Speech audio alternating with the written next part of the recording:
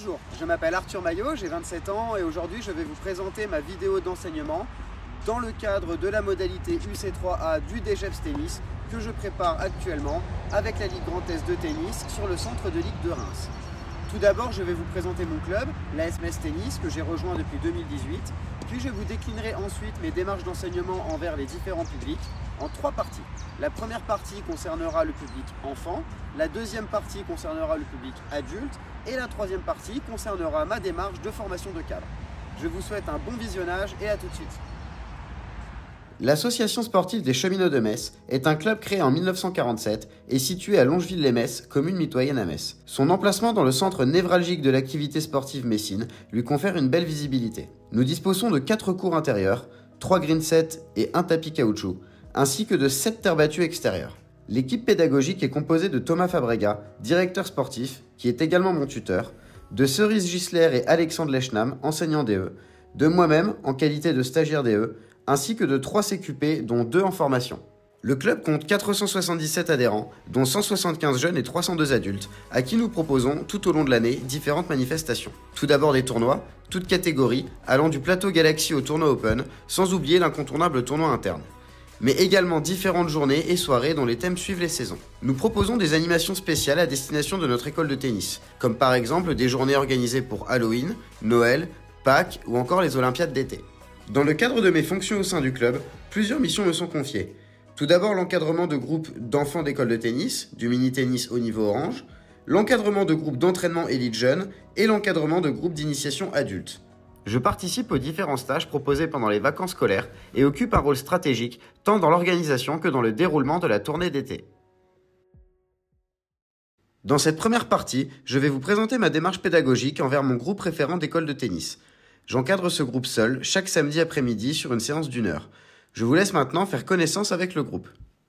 Bonjour, je m'appelle Gaëlle, j'ai 10 ans et demi et je fais du tennis depuis 5 ans.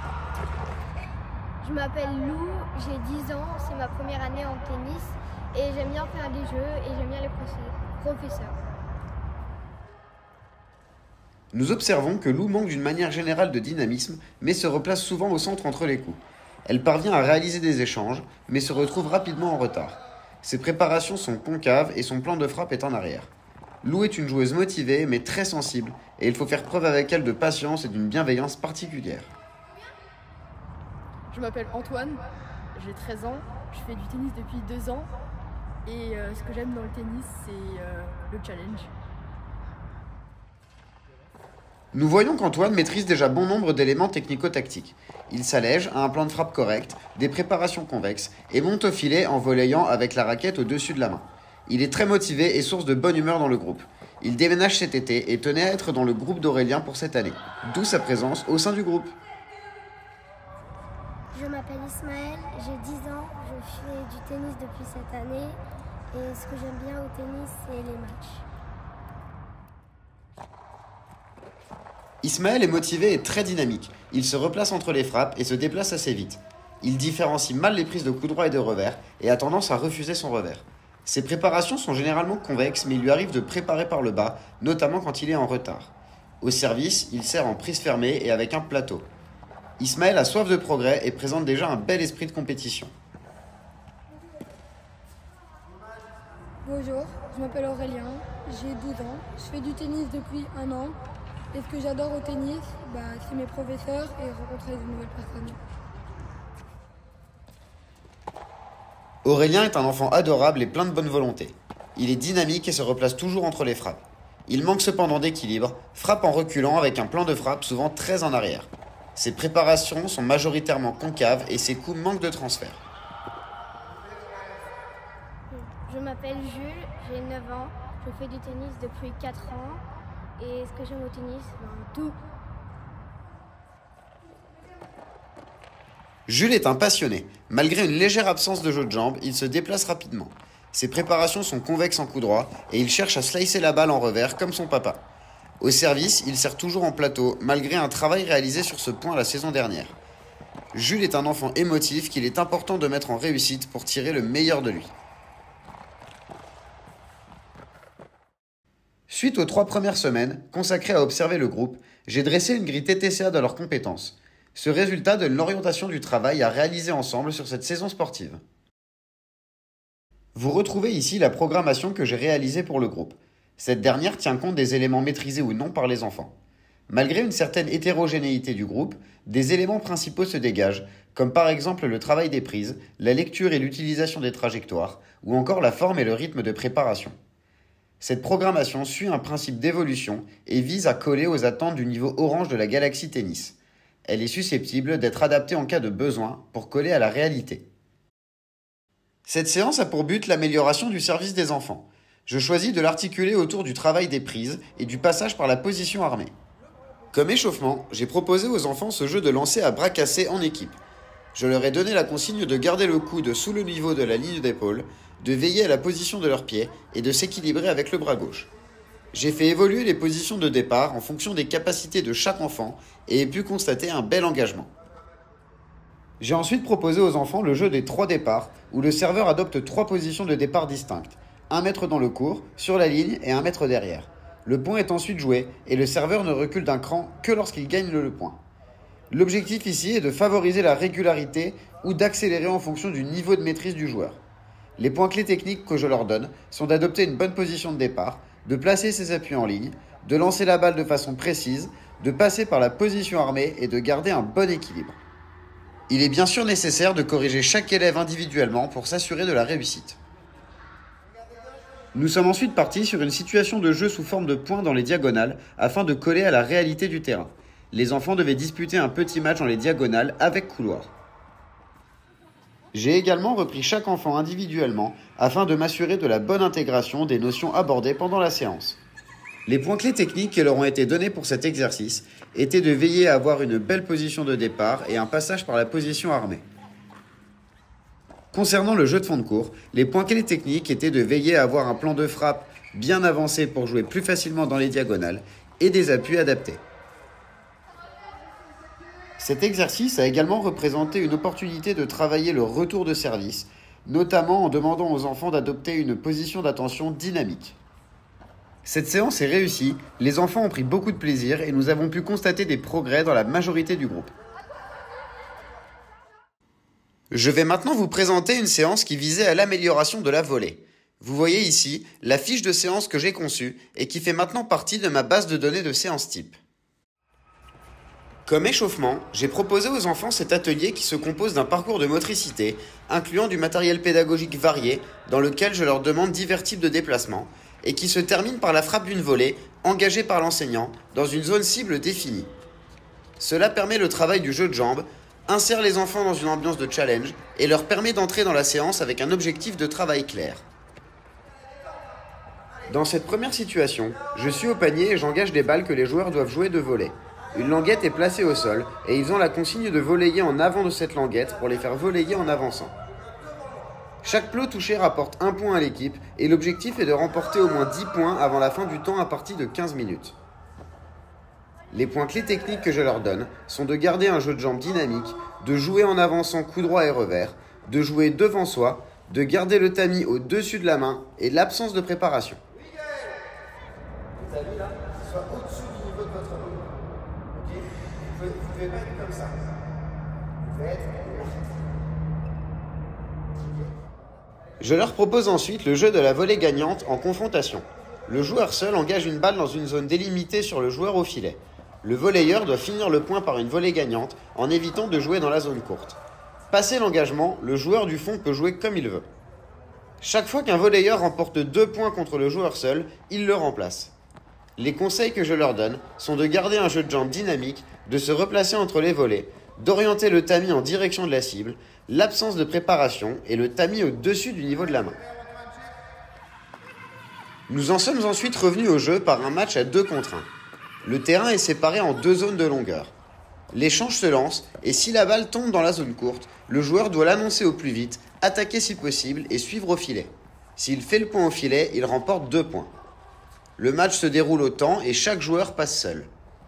Il est également possible de séparer la zone courte en 2 dans la largeur pour demander des montées de coups droits ou de revers. Il faut rester vigilant au respect des consignes techniques émises pendant la séance. La séance jeux et matchs du mois de mai a été un bon support afin d'évaluer les progrès des enfants au cours de l'année en se référant à la grille TTCA du niveau orange. Nous remarquons que certaines notions techniques, comme l'accélération de la tête de raquette, sont maîtrisées par la majorité du groupe, mais qu'il reste des progrès à faire en termes de mise d'effet par exemple, tant au service que pour les coups de fond de cours. Sur le plan tactique, les enfants ont également élargi leurs compétences et parviennent maintenant majoritairement à avoir des intentions agressives, défensives et savent se placer correctement sur le terrain orange, en simple comme en double. L'ambiance du groupe au cours de l'année a également été propice à l'instauration de bonnes attitudes de la part des joueurs. Ils parviennent à régler leurs désaccords sans encombre et à s'auto-arbitrer pour des matchs en format de 2 jeux. Malheureusement, faute de disponibilité, seulement la moitié du groupe a déjà pu participer à un plateau orange. Il est essentiel d'anticiper plus largement la saison prochaine pour permettre aux joueurs de matcher davantage. J'ai pu constater des comportements bienveillants et amicaux de la part des joueurs les plus à l'aise du groupe comme Antoine et Aurélien, envers Lou et Gaël qui étaient souvent, quant à elles, confrontés à plus de difficultés. Nous retrouverons d'ailleurs ces constats sur la fiche d'évaluation des enfants, construite à partir des critères de grille TTCA, que vous retrouverez sur le prochain visuel, et qui permet de visualiser les acquis de chaque enfant et de pouvoir constituer les groupes de manière optimisée en vue de la prochaine saison. Ce document met également en valeur les secteurs de jeu majoritairement acquis ou qui restent encore à renforcer. C'est également un bon indicateur pour faire évoluer la programmation établie pour l'an prochain. La progression des enfants au cours de l'année est satisfaisante et la vie du groupe est une grande réussite. Les joueurs sont tous impatients de continuer le tennis la saison prochaine pour poursuivre leur progression, réaliser des matchs et retrouver leurs copains. Dans cette deuxième partie, je vais maintenant vous présenter ma démarche d'enseignement adulte vis-à-vis du groupe que j'encadre 1 heure par semaine le mardi soir à 20 h. Je vous laisse découvrir les membres du groupe. Salut, je m'appelle Vénitia, j'ai 21 ans, je suis en BTS communication. J'ai fait du tennis depuis l'âge de mes 3 ans jusqu'à mes 14 ans et j'ai repris les cours avec mon coach Arthur. Et du coup, ce que j'attends de ça, c'est de reprendre goût au tennis que je partageais avec mon papa quand j'étais petite pour retrouver un petit peu cette passion-là. Voilà. Nous observons que Fénicia a des bases techniques, mais a des difficultés à les recruter. Elle manque totalement de dynamisme entre les frappes, a du mal à lire les trajectoires, et ses préparations sont concaves. Fénicia veut revivre cette passion qu'elle partageait avec son papa, et a à cœur de bien faire et de progresser. Oui, bonjour, je m'appelle Hélène, je viens d'avoir 46 ans. J'ai commencé le tennis très jeune, pendant quelques années, et puis là je viens de reprendre depuis 1 an. L'idée c'est de vraiment reprendre contact avec les terrains, en extérieur et à l'intérieur, et surtout d'avoir la joie et le plaisir de jouer contre des partenaires. Voilà. Hélène est appliquée et possède une bonne qualité de frappe. Elle a de gros progrès à faire en termes de dynamisme et de déplacement, mais ses plans de frappe sont souvent justes, ses préparations convexes et son accompagnement satisfaisant. Hélène joue également avec son compagnon en dehors des entraînements. C'est Cédric Thirier, j'ai 26 ans, je fais du tennis depuis 1 an maintenant. J'ai déjà fait un peu de tennis de table avant, donc je connaissais un petit peu les bases des échanges, tout ça. Je travaille dans l'informatique, ingénieur en informatique, et puis voilà, en fait là ce que j'attends du tennis surtout là, c'est de me défouler, d'apprendre les technicités un petit peu, et puis voilà, progresser au fur et à mesure. Cédric garde des réflexes de ses anciennes pratiques sportives. Il est combatif et motivé, se déplace assez rapidement, mais rencontre plus de difficultés pour placer ses appuis, obtenir un plan de frappe correct et différencier les prises. Moi c'est Théo, j'ai 20 ans, je suis étudiant et en même temps je suis en alternance, donc je travaille et j'ai cours. Je fais du tennis, j'ai repris le tennis cette année, j'ai fait du tennis pendant quelques années quand j'étais plus petit. Et ce que j'attends c'est juste me remettre au sport parce que j'avais arrêté pendant un bon moment et me détendre, passer des bons moments quoi. Voilà. Théo dispose de bonnes qualités athlétiques. Nous remarquons cependant qu'il a des difficultés à lire les trajectoires et à ressentir le plan de frappe. Son placement, ses prises et ses préparations ne sont pas en place et il a tendance à manquer d'équilibre. Il est primordial de bien connaître les attentes du groupe afin d'orienter au mieux la démarche et de les fidéliser dans la pratique. Ici, les joueurs veulent majoritairement se dépenser, renouer avec le tennis ou même le sport en général, passer des bons moments de détente, faire des progrès et dans le cas d'Hélène et Cédric, pourquoi pas un petit peu de compétition. Je vous présente maintenant la programmation que j'ai établie pour ce groupe. L'enjeu était de leur permettre, via une chronologie logique de l'apprentissage, d'être capables de réaliser des échanges, des petits matchs et ainsi de coller à leurs attentes en termes de plaisir et de dépenses. Pour ça, nous avons évoqué les bases technico-tactiques des différents secteurs de jeu. Service-retour, fond de cours et jeu au filet. Grâce aux observations de début d'année, j'ai pu leur proposer des séances adaptées à leurs besoins, mettre en place une suite d'éducatifs et de situations de jeu en corrélation pour leur permettre d'atteindre rapidement un niveau de jeu plaisant. Lors du cycle consacré à l'amélioration du jeu de fond de cours du dernier trimestre 2023, j'ai proposé aux joueurs divers éducatifs et situations visant à améliorer leur qualité de frappe et leur capacité à faire des échanges. Le premier, que voici, est celui de la balle qui pousse le tamis. Cet éducatif vise à faire sentir aux joueurs le rôle de l'orientation des épaules afin de ne plus frapper de face. La balle tenue dans la main faible vient pousser le tamis de la raquette, forçant ainsi le joueur à orienter ses épaules, tout en donnant un rôle important au bras gauche dans cette orientation. Nous constatons des difficultés pour Théo et Cédric, qui ont du mal à concilier orientation des épaules et mobilité des appuis, et font retomber leur bras gauche très prématurément. Nous remarquons une belle réussite pour Hélène et Fénicia, qui parviennent rapidement à obtenir de belles préparations avec épaules orientées, tout en adaptant leur forme d'appui au coup à jouer. Elles parviennent également à conserver les qualités techniques travaillées lors de cet éducatif une fois celui-ci achevé. Je leur ai également proposé cet éducatif en balle orange, dont l'objectif principal était de leur faire sentir la mise à niveau, inexistante pour la majorité du groupe. L'utilisation des balles pédagogiques vise à faire découvrir le lift et à sentir le mouvement de frappe du bas vers le haut. Afin de tirer le meilleur résultat de l'exercice, j'ai pris le temps de corriger un à un les membres du groupe pour tenter de leur faire sentir au mieux le chemin de la raquette. Je suis également intervenu sur leur prise de raquette, qui représentait pour certains une réelle barrière technique au ressenti du lift. J'ai ensuite fait évoluer l'éducatif en tendant un fil rouge assez haut au-dessus du filet afin d'accentuer cette recherche de trajectoire à travers le chemin de la raquette. Nous en sommes ensuite revenus au jeu, en conservant ce fil rouge tendu et avec la consigne de chercher des trajectoires bombées. Afin de leur faire sentir le rôle du bras libre dans l'équilibre à la frappe, je leur ai proposé cet éducatif du jalon. Certains membres du groupe n'ont pas conscience de ce rôle du bras libre, ils ont donc la consigne d'utiliser le jalon pour garder le bras libre en avant du corps. En même temps, la taille haute de ce jalon permet aussi de travailler l'accompagnement, car les joueurs heurtent leur raquette au jalon s'ils ramènent le bras prématurément. Cet éducatif a relativement bien fonctionné avec l'intégralité des joueurs du groupe, qui ont réussi à transposer cet attribut lors du retour au jeu. À ce stade, les progrès techniques réalisés commencent réellement à se faire sentir sur le niveau de jeu global du groupe. Afin d'améliorer le dynamisme et le jeu de jambes, nous avons réalisé un éducatif sur le travail de la reprise d'appui, cet axe étant la principale carence du groupe. Pour amplifier le saut d'allègement, j'ai mis en place un obstacle à franchir. Le repère que je leur ai donné en matière de timing est d'enclencher le rallègement au moment de ma frappe afin de coller à la réalité du jeu. Je me suis placé au panier afin de pouvoir donner directement des conseils à chaque joueur individuellement. J'ai également placé des zones cibles et attribué un point à l'équipe à chaque fois qu'une frappe était réussie, pour le grand plaisir de l'esprit de challenge du groupe. Malgré un début compliqué en termes de coordination, les joueurs ont trouvé leur repère et n'ont rapidement plus été perturbés par la présence des jalons. La situation a été dynamique et les joueurs se sont mis en réussite. Nous avons ensuite fait évoluer la situation en gardant la même consigne, mais cette fois sans obstacle, le repère étant toujours d'enclencher au moment de mon engagement. En fin de séance, les joueurs avaient bien pris conscience de la nécessité d'effectuer des reprises d'appui et de développer son jeu de jambes afin de progresser.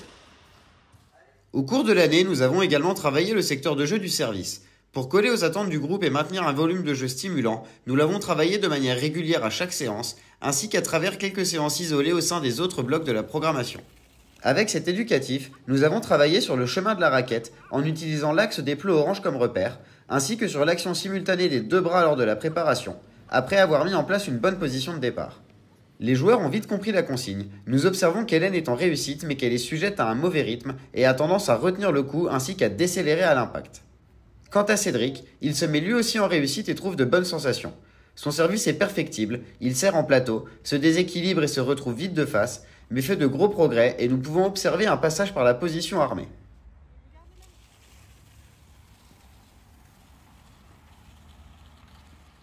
Je leur ai ensuite proposé cet éducatif du 1-2-3 afin de travailler sur le rythme lent-vite à adopter au service, ainsi que sur la flexion des jambes. 1. Je lance, 2. Je fléchis, 3. Je pousse. J'ai préalablement constaté que les joueurs avaient tendance à fléchir les jambes pour lancer la balle et à se confronter à une grosse erreur de rythme.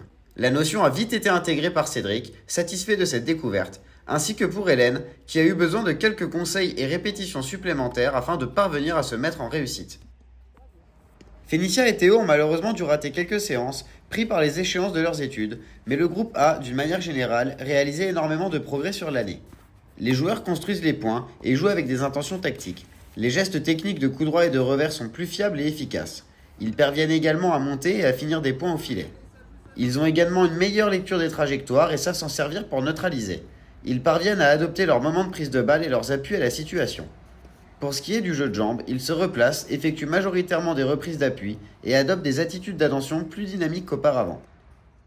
Le groupe est déterminé à poursuivre sa progression en continuant à pratiquer cet été et en s'inscrivant dans la durée au sein du club.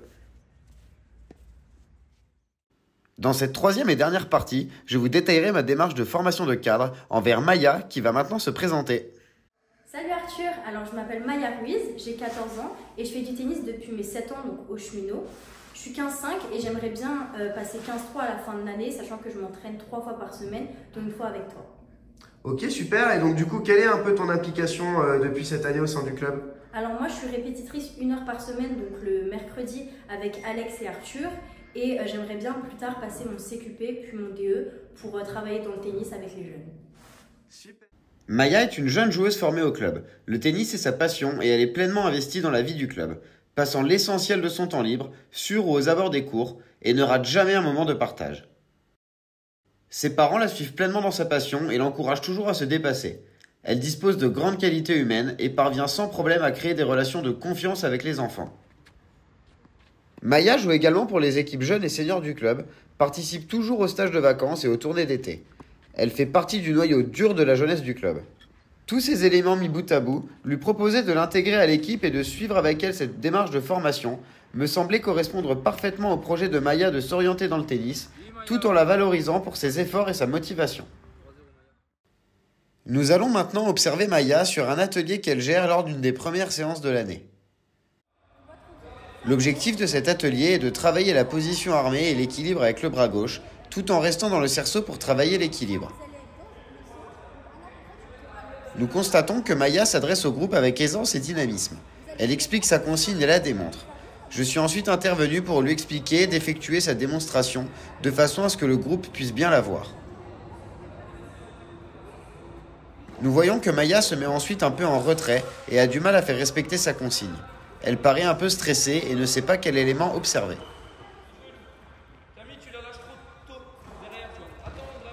Nous entendons Alexandre, enseignant diplômé du club, qui est mon binôme sur ce créneau, venir intervenir en arrière-plan pour rappeler les consignes aux joueuses et leur rappeler quelques points techniques.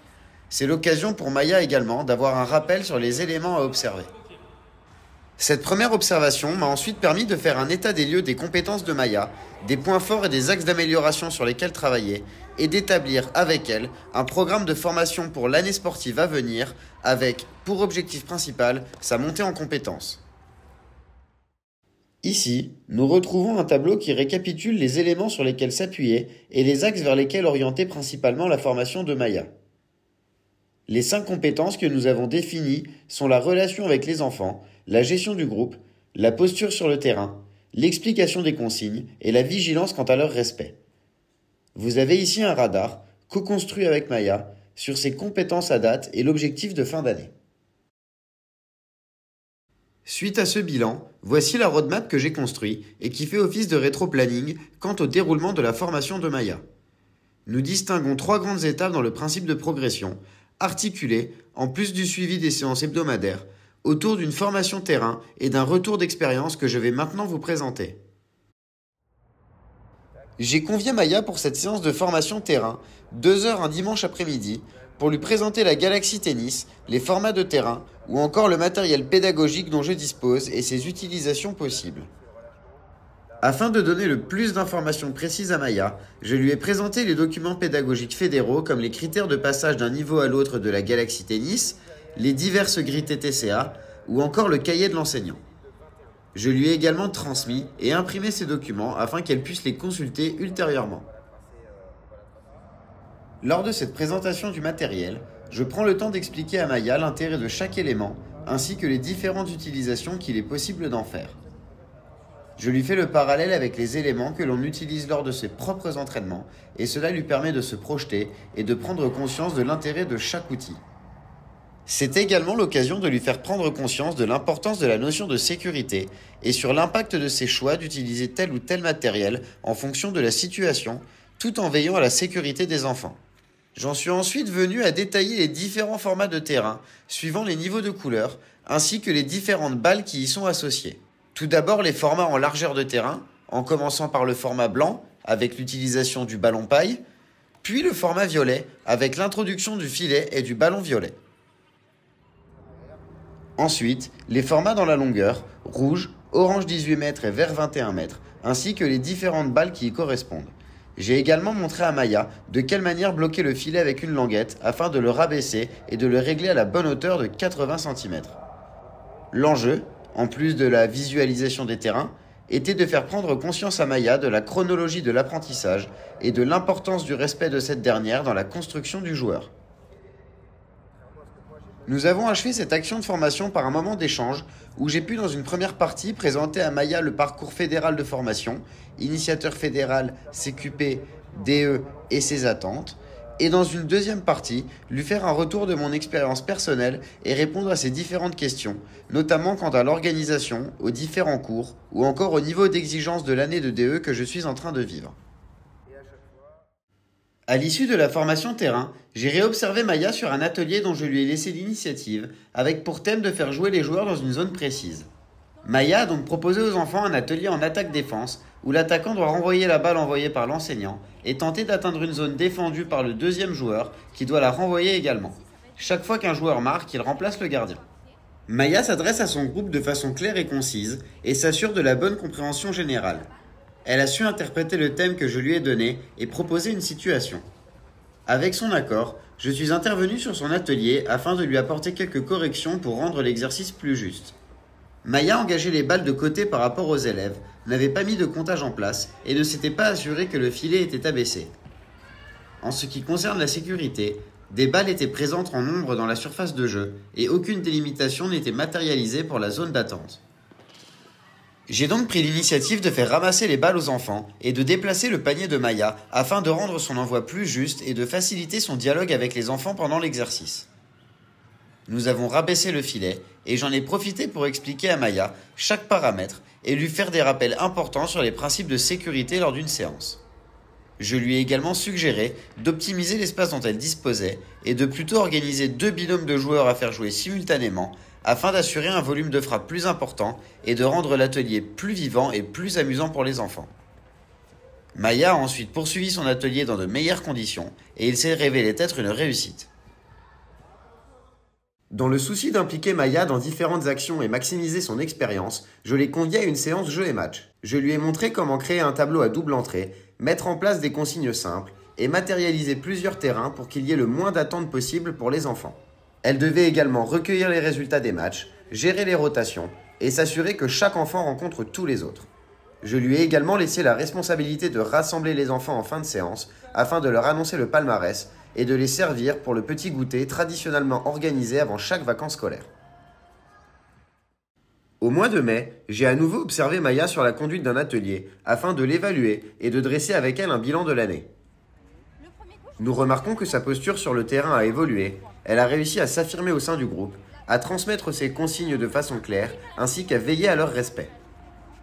Elle communique beaucoup avec les enfants pendant son atelier et ne manque jamais de les conseiller pour s'assurer de leur réussite, de les féliciter et de les encourager.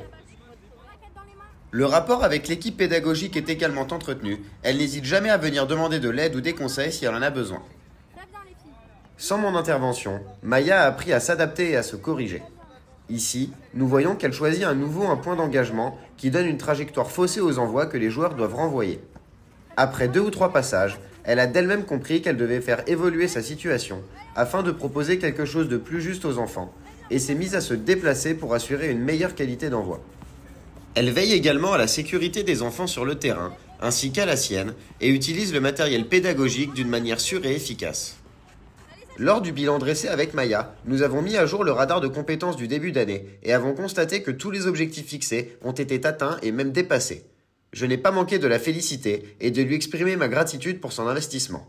Maya m'a également formulé son souhait de renouveler son implication dès la saison prochaine et son désir intact de se former de manière professionnelle dans le tennis dans les années à venir. Afin d'achever cette présentation et cette année de formation, je souhaite adresser un remerciement aux différents acteurs ayant contribué à sa réussite.